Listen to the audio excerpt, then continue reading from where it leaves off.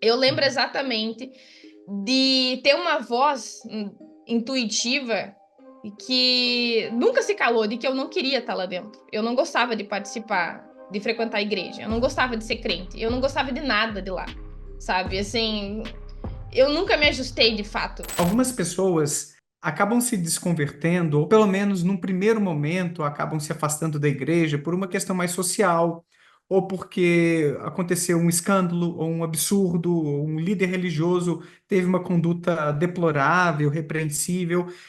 E outras pessoas têm um caminho um pouco mais intelectual nesse processo de desconversão.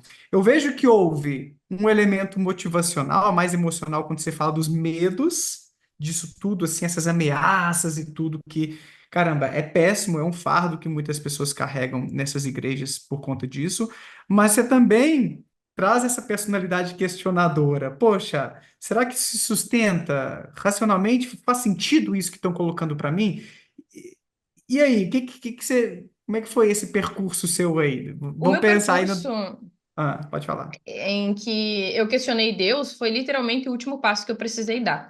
Porque eu sempre tive um senso de propósito muito forte, assim, de lugar no mundo, sabe? Eu queria fazer algo pelas pessoas, eu queria servi-las de alguma forma, melhorar a vida delas, desde criança, assim. Eu lembro de uma vez que eu estava em sala de aula e uma professora perguntou pra gente o que que a gente queria ser quando crescer. Eu falei, eu quero trabalhar na ONU, sei lá, ser uma diplomata, quero resolver algum problema social, alguma coisa assim. Eu sempre fui megalomaníaca, sabe? E aí, as minhas preocupações primárias, assim, giravam em torno do meio ambiente. Eu tinha 9 anos de idade e eu dormia pensando que Tuvalu ia assumir, que Vanuatu ia assumir, que os ursos polares iam ficar ilhados no meio do oceano por causa do aquecimento global. Então, essa foi a primeira causa disruptiva que eu me envolvi. E naturalmente, também instintivamente, eu já era feminista. Essa é uma outra questão que não tem como negar, porque a gente aprendia, obviamente, que mulheres deveriam ser submissas, se submeter à autoridade do marido, que cada um tinha o seu papel, que não necessariamente um era melhor do que o outro, mas que as pessoas tinham delegações diferentes. Para mim, aquilo não fazia sentido, porque, obviamente, eu nunca me adaptei a esse papel coadjuvante. Muito pelo contrário, eu fazia questão de ser protagonista das coisas, dos projetos, das minhas ideias. Então, para mim, era como eu poderia dizer, uma irracionalidade evidente querer determinar o que as pessoas devem ou não devem fazer a partir de uma arbitrariedade, como, por exemplo, ter nascido com esse ou tal gênero. Para mim, aquilo não fazia nenhum sentido, porque, obviamente, as pessoas elas têm todo um composto de traços comportamentais que não necessariamente vão corresponder às expectativas de gênero, certo? E se a gente assumir e incentivar de modo saudável e sustentável, as pessoas vão ser muito mais eficientes fazendo o que elas são boas. E não necessariamente o que os estereótipos de gênero querem que elas façam, certo? Então, às vezes é melhor sim que uma mulher ela seja uma CEO, uma empresária, uma cientista do que uma péssima mãe. Perfeito. Então isso aí já te Então, incomodava também, essa já me visão incomodava. meio machista, não sei se patriarcal, essas diferenças de papéis entre homens e mulheres, isso aí é uma coisa que não colava para você, que Nunca, pegava mesmo. nunca, nunca deu certo pra mim. Eu lembro que quando começavam com esse tipo de pregação na igreja, eu me levantava e eu saía, porque eu achava aquilo ultrajante. Era uma forma de eu demonstrar publicamente que eu não aceitava aquilo, entendeu? Achava um Aham. absurdo. E sabe o que que é mais curioso? A minha mãe me dizia que o Paulo de Tarso era machista. E é bizarro isso, porque a minha avó falou isso. Uhum.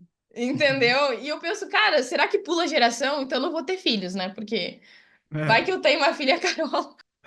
Porque o Paulo foi, pelo menos ali a gente encontra dizendo que a mulher tem que ficar em silêncio na igreja, não é algo Ele que assim? fala que as mulheres têm que ser submissas ao marido, que o Tem que ser corpo do homem é da submissa. mulher, que o corpo da mulher é do homem. Todas essas delegações bem sexistas e patriarcais do Novo Testamento geralmente são do Paulo de Tarso. Jesus, eu acho que não falou nada disso, né? Não, não, não. Não tô Jesus lembrado, não. especificamente não. Não. Ah, É o que eu falo às vezes aqui. Se os cristãos seguissem mais os passos de Jesus, o mundo seria um bem lugar melhor, melhor. muito melhor. Mas focam em Paulo, vão lá no Antigo Testamento, pegar outras coisas sobre homofobia, por exemplo, né? Aquele Deus do Antigo Testamento que abominava os homossexuais, se um homem se deitasse com outro, deveriam ser executados. Tem coisas assim tenebrosas, patentemente imorais ali, e o pessoal fica resgatando esse tipo de coisa, né? Foda. E eu também questionava algumas outras coisas de natureza secular mesmo. Então, por exemplo, por que que o homem ele era o responsável por passar o sobrenome para a mulher e a mulher não poderia passar o sobrenome dela para o homem também, ou que ambos pudessem compor um novo sobrenome a partir da união, do casamento e tal. Ó, que ideia boa, hein? Então, tu tá constituindo uma nova família, certo? Formando Legal. a partir de dois indivíduos.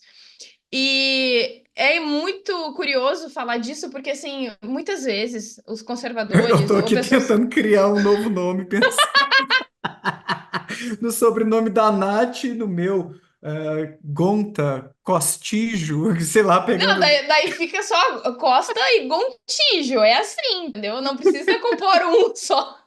Eu tava tentando, sabe, no processo de fusão, assim, É, pode ser, que cara. nem do Steve Universe.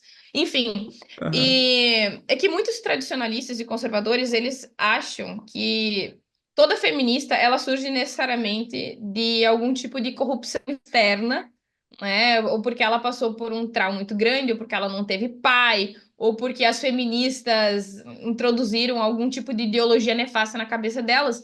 A questão é que eu já nasci assim, sabe? Eu ia te Que eu perguntar isso. Você não teve precocemente um contato com uma não. colega, uma professora feminista que Não, não, nada não, assim? não, não, nunca, nunca. Eu digo que eu nasci com a sementinha do mal, entendeu? Eu sou filha de Lilith, naturalmente, sou da linhagem dela, não tenho o que fazer.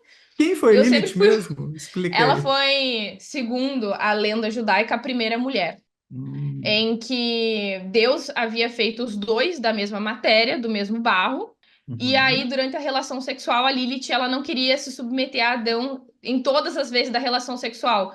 Tinham alguns momentos que ela queria ficar por cima, não somente por baixo. E ele não aceitou, uhum. ele disse que ela deveria submeter a ele porque ela servia a ele, enquanto homem.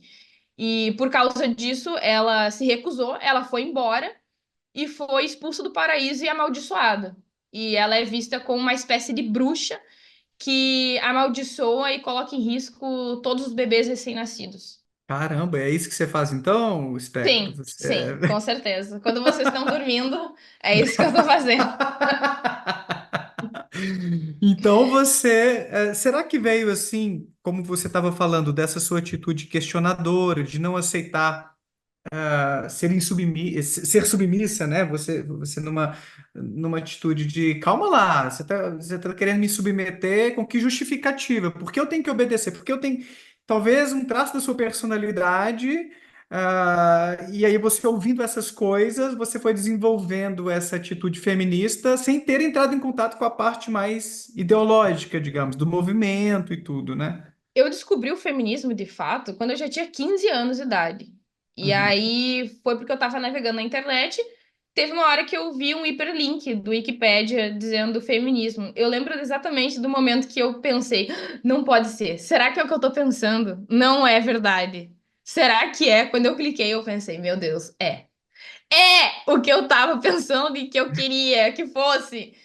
E Aham. aí eu fiquei assim maravilhada em descobrir que havia tanta literatura e tanta produção científica e teórica, conceitual sobre isso antes de mim, sabe? Muita coisa nova para eu poder estudar e que eu não tava maluca. Foi meio que uma confirmação, sabe? Legal, que legal. Porque eu não senti exatamente que as mulheres elas eram foco de ódio, tá? Uma misoginia odiosa, mas eu sentia uma certa condescendência depreciativa. Eu sentia que as mulheres eram desprezadas, sabe? Como se elas Uhum. fossem patéticas, toscas, fracas, sabe? Algo mais estúpido enquanto menor intelectual e moral. Isso me incomodava Uhum. muito, isso me aborrecia bastante, sabe? Então, Sim. esse incômodo especificamente, me gerava essa palpitação, sabe? Eu pensava, tem alguma coisa de errado e eu quero saber o que que é. Não é possível que eu esteja Sim. maluca. E quando eu descobri, eu pensei, ok, eu não tô tão louca assim. É legal, né, quando a gente encontra pessoas, autores que já desenvolveram uma coisa bacana em cima daquela nossa intuição, daquela ideia que a gente ainda está ali tentando fazer germinar e Quando tudo, é ainda e muito que massa. incipiente, né? É, exato, exato. Embora às vezes a gente queira ser original, Sim! né, assim, nossa, eu tive uma ideia revolucionária. Ah, não, fulano de tal já escreveu 13 livros a respeito disso. Mas eu confesso que nesse caso eu fiquei muito feliz em não ter sido a pioneira. Foi uma confirmação, ok, eu não tô tão louca assim. Eu faço parte, né, É de exato. um grupo de Exato. pessoas que pensa desse jeito. Caramba, eu não sou um alien, sou uma pessoa, ah, sei lá, desprendida do mundo. Tem uma turma aí com quem eu posso me conectar. Isso é muito gostoso, isso é muito legal, né?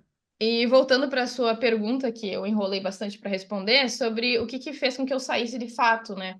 Porque, como eu falei, eu tive contato com vários outros movimentos disruptivos antes de eu entrar. Então, primeiro foi causa ambiental, foi feminismo, foi LGBTs, foi pobreza, foram várias dessas causas sociais. E o ateísmo, eu lembro que me causava medo, sabe? Me Uhum. causava um terror, assim. A palavra ateu me gerava um sentimento Sim. que inclusive eu não consigo nem expressar exatamente. Eu não consigo lembrar de qualquer outra coisa que tenha me gerado esse sentimento específico de quando eu ouvi a palavra ateu ou sobre Uhum. ateísmo, sabe? Ou sobre as possibilidades de viver e de pensar do outro lado, embora eu sempre estivesse flertando com esse outro lado. Então, esse meu processo dentro da igreja, ele era muito auto-hipnótico, sabe? Porque eu não queria estar lá. Eu lembro Uhum. exatamente de ter uma voz intuitiva que nunca se calou, de que eu não queria estar lá dentro. Eu não gostava de participar, de frequentar a igreja. Eu não gostava de ser crente. Eu não gostava de nada de lá, sabe? Assim, eu nunca me ajustei de fato. E desde as coisas mais profundas, as mais fúteis, desde as crenças mais básicas, quanto questões estéticas, tudo aquilo me incomodava. Só que eu tentava me convencer de que eu queria, Uhum. obviamente, porque eu era obrigada. Então eu precisava gostar. Eu precisava acreditar que eu gostava. Então, se as pessoas me perguntavam se eu queria estar lá, eu dizia que sim, porque eu não tinha alternativa. Uhum. Inclusive, teve uma vez que eu torci meu pé, meu tornozelo, ficou muito roxo, ficou inchado. E aí eu tive que ir para a igreja de qualquer jeito, obrigada, a pé. E aí, durante o culto, eu fiquei com muita dor as minhas coisas e fui pro hospital sozinha, a pé também. Chegando lá, eu tomei soro, eu tomei antibiótico, eu realmente tava bem mal. E a ameaça que eu tive é que se eu não fosse para a igreja, eu não faria outra atividade durante a semana que eu queria. Então, era uma pressão forte que não era somente nesses casos eventuais, mas de acordo com uma espécie de promessa que a minha mãe fez também. Porque ela dizia que ela havia feito uma promessa de que enquanto ela tivesse poder sobre mim, sobre a minha vida, ela me levaria na igreja. E depois, quando eu pudesse ser de fato emancipada, aí eu teria a devida liberdade para escolher se eu queria permanecer lá ou não. Então, dos 3, 4 anos de idade até uns 20 mais ou menos, eu frequentei a igreja periodicamente, vários e vários dias da semana. Aos E 20, então, ó, exato, achei. exato. E aí, bom ou não, aqui é o Daniel Gontijo. Espero que você tenha curtido esse corte. Clica aqui para ver a live completa lá no meu canal principal e para ver mais vídeos nessa pegada. Não deixa de se inscrever por lá e por aqui também. Um abraço, tchau.